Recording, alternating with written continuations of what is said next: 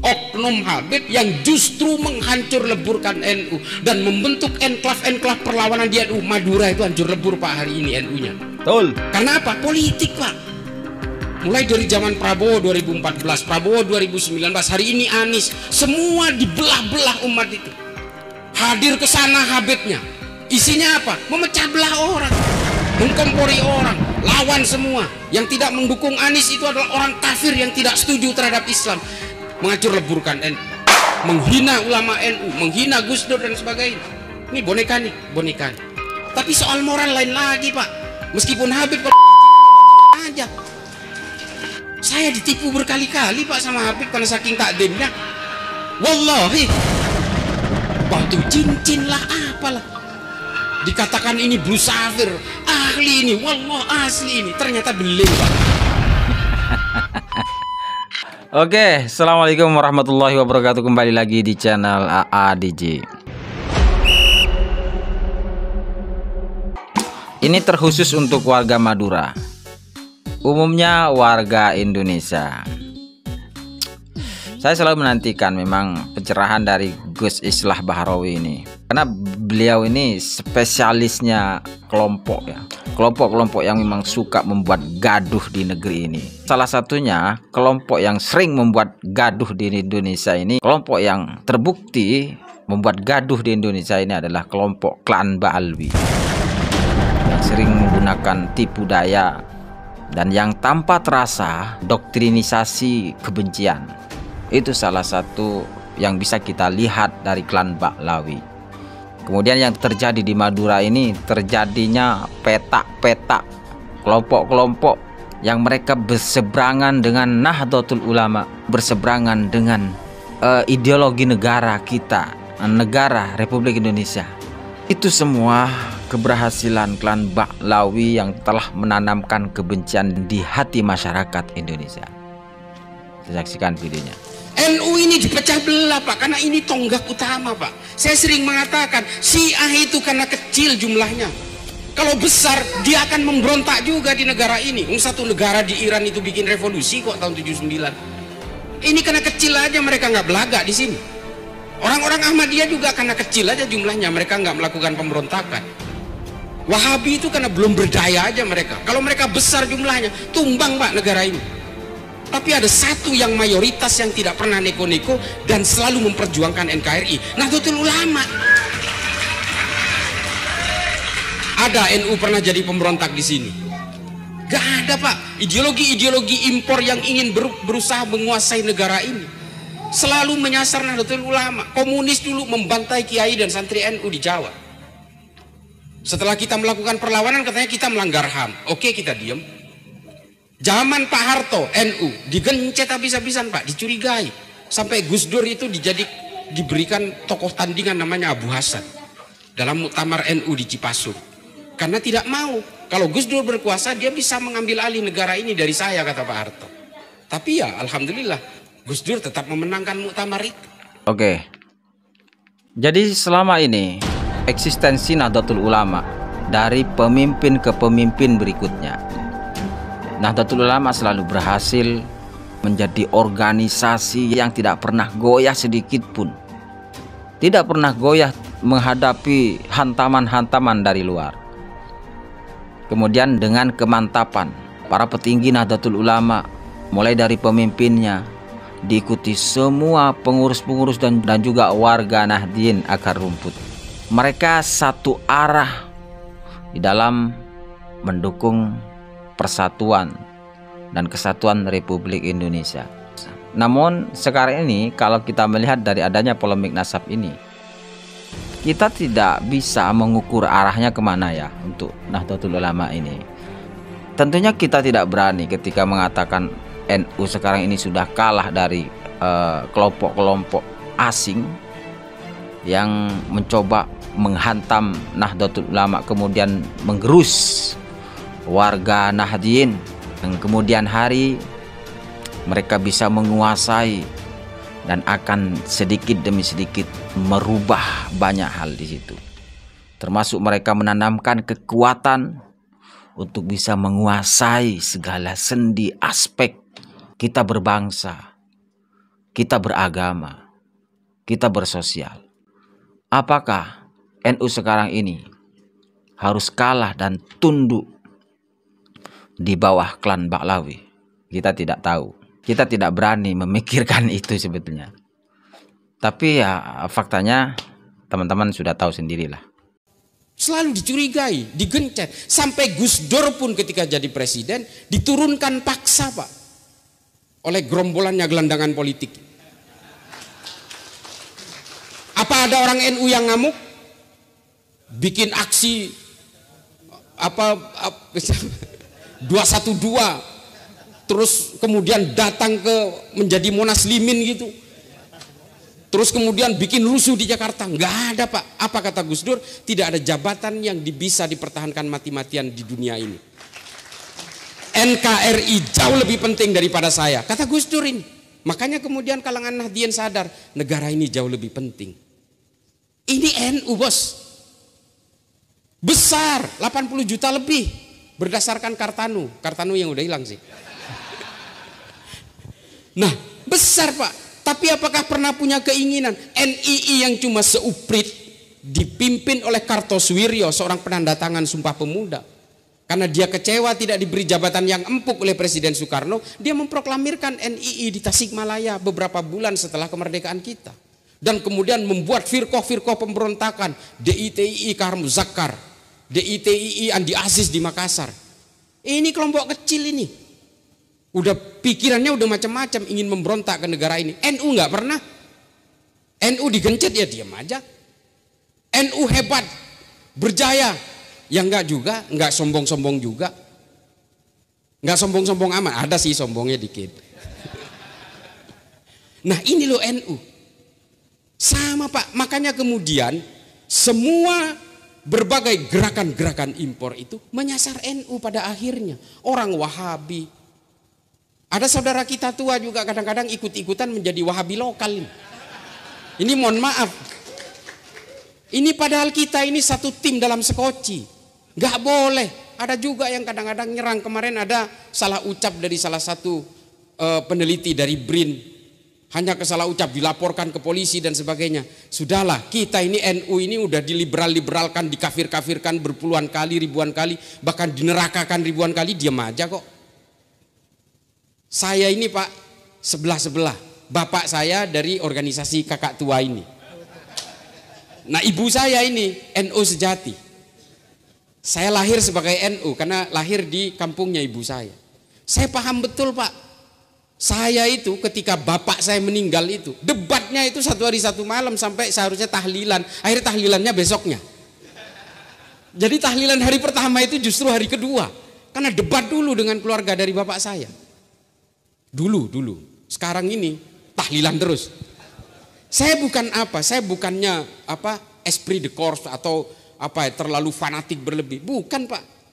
Karena memang hanya NU yang bisa diandalkan di negara ini hari ini. Besar, terbesar seluruh dunia, terbesar di Indonesia. Tapi kalau nggak ada NU, kalau NU tumbang, Pancasila tumbang, Pak, nggak ada apa-apanya. Serius.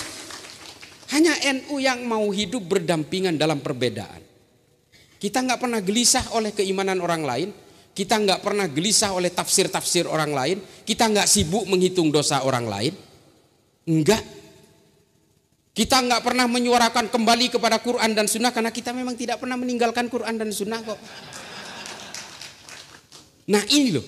Ini pemikiran-pemikiran seperti ini yang hari ini gerakannya apapun pasti nyasarnya ingin merobohkan NU. Nah oleh karena itu kemudian NU kemarin mengeluarkan satu konsep fikih peradaban dalam 1 abad NU. Kebetulan saya dilibatkan di situ. Bersama para ulama dari Suriah, dari Libanon, dari Mesir. Lalu kemudian kita merumuskan satu pemikiran fikih peradaban bahwa kita harus menolak konsep khilafah. Kenapa? Karena memang ini, Pak, yang dijadikan boneka oleh Barat untuk membentur-benturkan kita. Umat Islam ini secara historik luluh lantak dedel duel, Pak, kalau soal politik. Padahal kita selalu gagal dalam politik kecuali Rasulullah. Rasulullah berhasil dalam politik. Setelah Rasulullah wafat, hancur, Pak. Mohon maaf, ini saya harus berkata terus terang. Pak, saya belajar sejarah Islam, Pak. Setelah Rasulullah wafat, politik kita hancur-hancuran. Kalau dalam Tarikhul Khulafa'nya Imam Suyuti dikatakan Sayyidina Abu Bakar pun wafatnya juga diracun. Kita kan taunya sakit. Tapi Imam Suyuti mempertegas diracun. Sama seperti Khalifah Umar bin Abdul Aziz. Dan kemudian Sayyidina Umar juga dibunuh oleh seorang budak dari Majusi. Tapi Al-Mas'udi dalam Murujuz Dhahab mengatakan bahwa konspirasi itu terjadi karena yang berada di belakang budak Majusi ini itu adalah para sahabat juga di Madinah. Tapi nggak pernah diungkapkan. Saya nggak mau mengungkapkan juga. Dan kemudian pembunuhan Sayyidina Utsman dibunuh oleh sesama orang Islam, Sayyidina Ali dibunuh oleh sesama orang Islam, perang Jamal, perang Siffin, perang Hurrah, perang Zab, perang Nahrawan. Ini perang-perang sesama orang Islam. Gara-gara apa? Politik. Sunni, Syiah bermusuhan. Gara-gara politik, Pak. Sampai sekarang nggak akur-akur. Kalau sudah persoalan politik, Pak, umat Islam itu nggak mikir imannya sama, syahadatnya sama, Qurannya sama, nggak mikir, Pak. Pokoknya kalau beda orientasi politik, lu musuh gua. Ini Islam ini. Nah, peluang ini yang dilihat oleh orang Barat. Lalu orang Barat menciptakan boneka-boneka politik.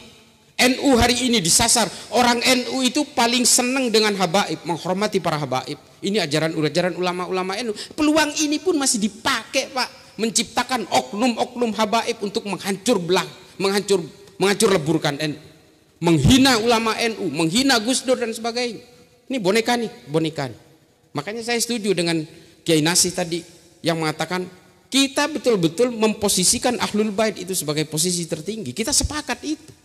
Karena ini bagaimanapun kita harus membangun kecintaan kepada Rasulullah lewat penghormatan terhadap para dzurriyyahnya. Tapi soal moral lain lagi, Pak. Meskipun Habib kalau bajingan aja. Ini mohon maaf, Pak. Ini persoalan moral manusia. Kalau kita kemudian benci kepada orang yang melakukan penipuan tapi dia Habib, ya kita benci kepada kelakuannya, bukan kepada Habibnya. Saya ditipu berkali-kali, Pak, sama Habib karena saking takdimnya. Wallahi, batu cincin lah, apalah. Dikatakan ini blue safir, ahli ini, wallah asli ini. Ternyata beling, Pak. Jatuh di kamar mandi, prang, beling. Dari botol. Nah coba, ini mohon maaf, ini saya cerita soal ini bukan apa. Untuk dzurriyyah Nabi, kita sepakat, kita mengikuti anjuran para ulama yang kita belajar juga, Durratun Nasihin juga kita temukan kok itu. Bahwa menghormati dzurriyyah itu sama artinya dengan menghormati Kanjeng Nabi. Kita sepakat itu. Tapi habaib itu bukan Habib, Pak. Habaib itu jamak. Habib ini kan persoalan persorangan, individu. Kelakuannya macam-macam, Pak. Kalau ada Habib yang kemudian memperkosa pasiennya di Bekasi sampai 3 orang, sampai hamil 2 orang itu, kita mau cium tangan. Mohon maaf, saya mending cium tangan ke Kiai Nasih aja. Ini saya tidak. Nah, persoalannya kemudian ada beberapa oknum Habib yang justru menghancur leburkan NU dan membentuk enklav-enklav perlawanan di NU. Madura itu hancur lebur, Pak, hari ini NU-nya. Karena apa? Politik, Pak. Mulai dari zaman Prabowo 2014, Prabowo 2019, hari ini Anies, semua dibelah-belah umat itu. Hadir ke sana Habibnya. Isinya apa? Memecah belah orang. Mengkompori orang, lawan semua. Yang tidak mendukung Anies itu adalah orang kafir yang tidak setuju terhadap Islam. Ini loh yang dilawan oleh Khalifah Umar bin Abdul Aziz. Khalifah Umar bin Abdul Aziz gelisah karena masjid dan majelis-majelis keagamaan diisi oleh caci maki terhadap orang lain karena persoalan politik. 60 tahun, Pak, pada zaman Bani Umayyah.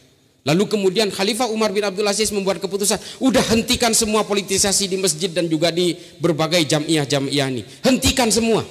Kita nggak boleh lagi menggunakan lembaga-lembaga keagamaan termasuk rumah-rumah ibadah untuk saling mencaci maki karena persoalan politik.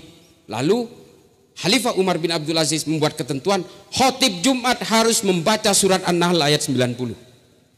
Nah, makanya kemudian para khotib hari ini membaca ayat itu.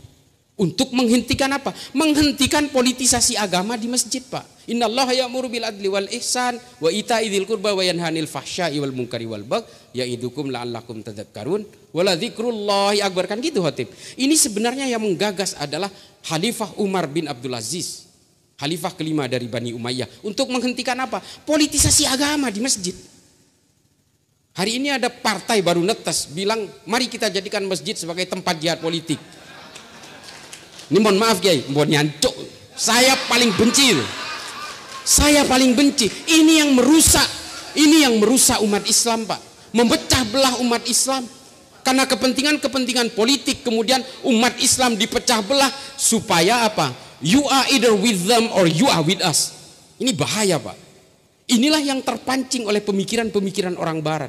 Pak, Al-Qaeda, ISIS itu ciptaan orang Barat, Pak. Saya tidak menampik itu. Yang menciptakan Boko Haram, Al-Shabaab, Hasan Turabi, Laskar At-Taibah, Gerakan Thailand Selatan, Abu Sayyaf di Filipina, ini semua adalah produk-produk turunan yang difabrikasi oleh orang-orang Barat. Termasuk di Indonesia, Jamaah Islamiyah, Jamaah Ansarud Daulah, Jamaah Ansarud Syariah, dan semua berbagai banom-banomnya mereka ini yang ada di Indonesia. Ini semua difabrikasi oleh orang Barat. Lalu, apakah Densus juga ikut menjadi fabrikasi orang Barat? Bukan, karena mereka ini tidak tahu bahwa mereka ini difabrikasi oleh orang Barat. Mereka ini adalah korban semua. Meskipun kita tahu itu fabrikasi orang Barat, kalau dia memeledakkan diri di pesantren Miftahul Huda, ini waduh, naudzubillah min dzalik. Misalnya, apakah kita harus diamkan? Enggak, harus kita tindak. Meskipun kita tahu mereka ini hanya korban ideologi transnasional, mereka ini adalah korban pembodohan dari berbagai fabrikasi itu, tapi kan ini harus disadarkan. Makanya Densus itu nangkep bukan untuk digebukin, Pak. Densus itu nangkep untuk disadarkan di penjara. Mengapa harus ditangkap? Kok nggak disadarkan di kampung-kampung? Ya mereka kabur-kabur, Pak.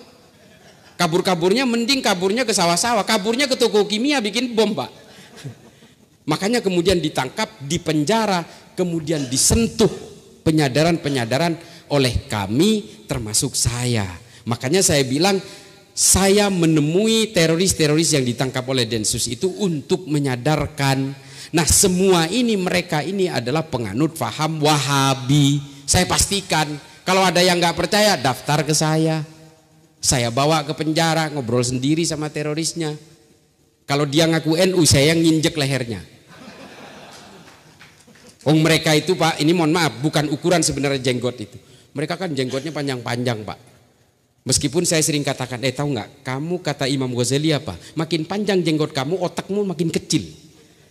Mereka katakan, itu kan kata kamu ahlul bid'ah katanya.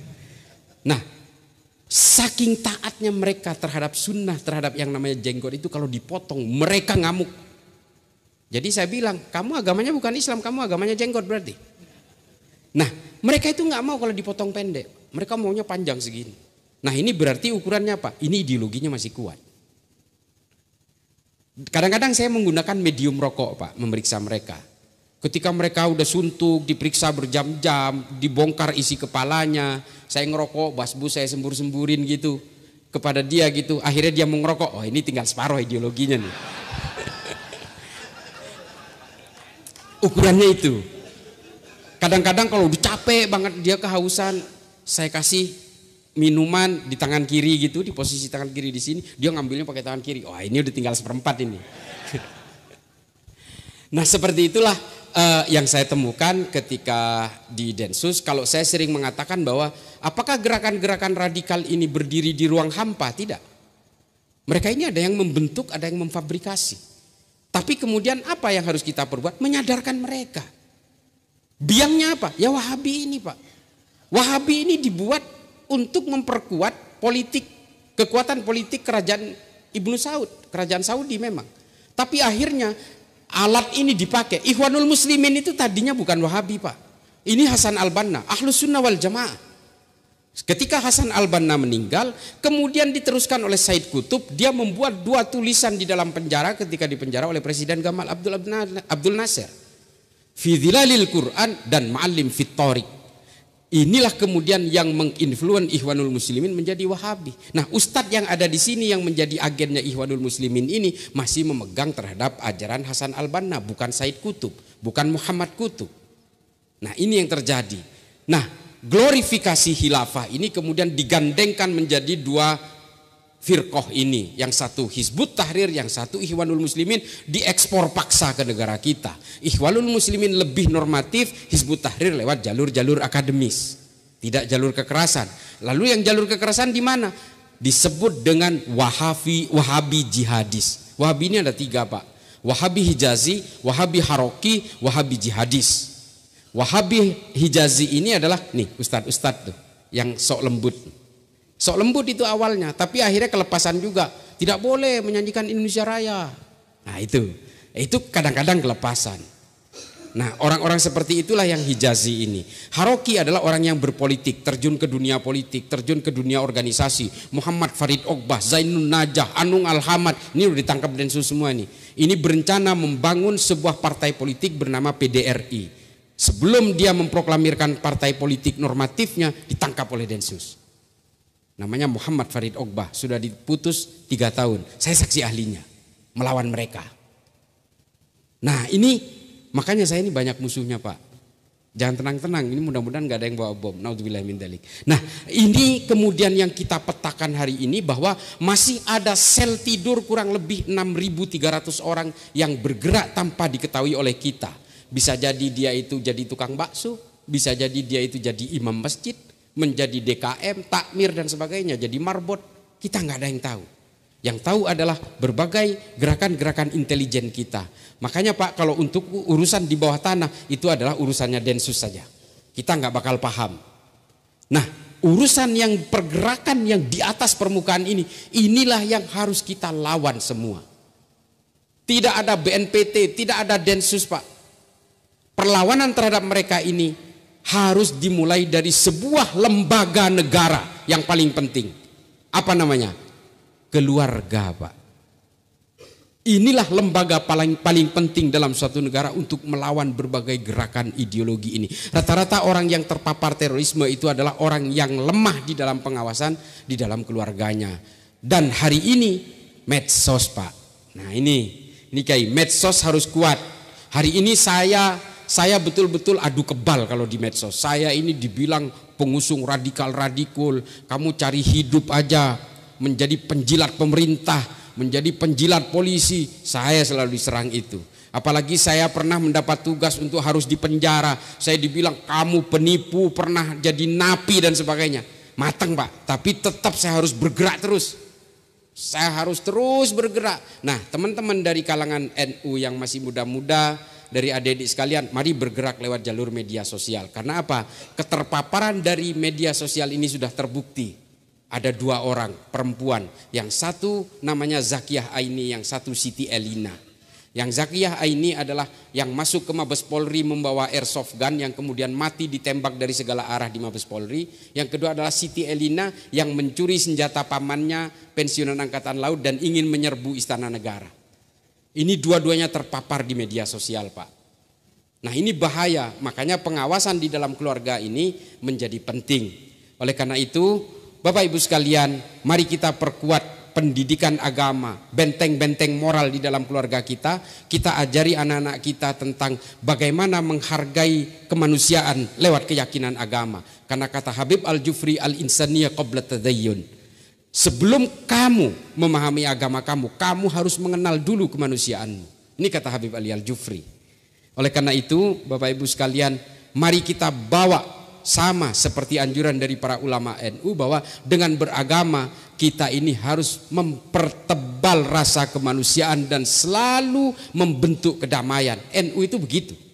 NU itu ya begitu. Makanya kita nggak pernah gelisah oleh orang yang mau nungging-nungging, mau ngapain, nggak pernah Pak. Tapi kalau dia ketika sudah membuat ulah untuk beraksi dalam kekerasan, NU ya harus tampil. Coba Rianto di Mojokerto, Allah yarham. Coba bayangin NU, terus masih juga dibilang ini pasti masuk neraka karena menyelamatkan orang di gereja. Bukan Pak, ini kemanusiaan. Dan kita tahu Pak, saya ke Afrika berkali-kali. Saya ke daerah konflik di Afrika. Saya menemukan bagaimana menjadi Islam di Afrika itu nggak mudah. Masuk ke masjid harus noleh-noleh. Karena apa? Kita takutnya lagi sholat itu diberondong oleh tembakan di belakang, karena masjid yang saya masuki masjidnya pemerintah. Kalau saya masuk ke masjid yang salah, masjidnya pemberontak, kita bisa diberondong oleh pasukan pemerintah. Sama-sama Islam Pak. Sama-sama Islam. Sama-sama Wahabi lagi. Somalia itu satu negara Wahabi semua. Tapi masih berperang. Apa yang membuat mereka berperang? Cita-cita politiknya berbeda. Makanya politik ini kemudian yang dibangun oleh negara barat untuk membentur-benturkan orang antara Islam dan Kristen, Kristen dan Hindu, Hindu dan Buddha dan sebagainya. Bahkan Islam sesama Islam, bahkan NU sesama NU pun kita dibiarkan untuk berantem gara-gara politik. cebong kampret lah, buzzer RP kadrun istana lah, apalah namanya itu. Ini kan karena kita terjebak dalam berbagai framing-framing politik. Sesama NU loh. Saya tadi udah bilang, saya memprotes fatwa yang kejam pun, yang melawan saya itu ada. Sekarang udah ditangkap karena meniduri santrinya. Namanya Fahim Mawardi. Itu paling brutal ke saya itu. Habis-habisan. 6 kontennya di dalam akun YouTube-nya itu khusus membantai saya. Saya dibilang kafir lah, liberal, zindik lah, apalah, fasik segala macam. Dia sendiri yang amoral. Ya sudahlah, Allah bertindak. Nah, oleh karena itu Bapak Ibu sekalian, saya harapkan mari jaga NU ini sebagai tonggak utama negara ini. Mari kita jaga, bukan karena kita fanatisme buta terhadap NU, bukan Pak. Karena andalan negara ini hanya NU satu-satunya. Adalah satu dua lah dari abang kita itu. Abang kita itu ada yang bisa kita andalkan lah. Tapi ada juga yang justru menjadi pengkhianat menurut saya bagi negara ini. Masih juga menginginkan khilafah kok. Masih. Nah, ini gambaran dari kita semua bagaimana kemudian radikalisme itu terbentuk, aksi terorisme itu terbentuk, dan bagaimana mereka berdiaspora, bergerak dan sebagainya, dan kenapa kemudian menyasar NU. Saya kira itu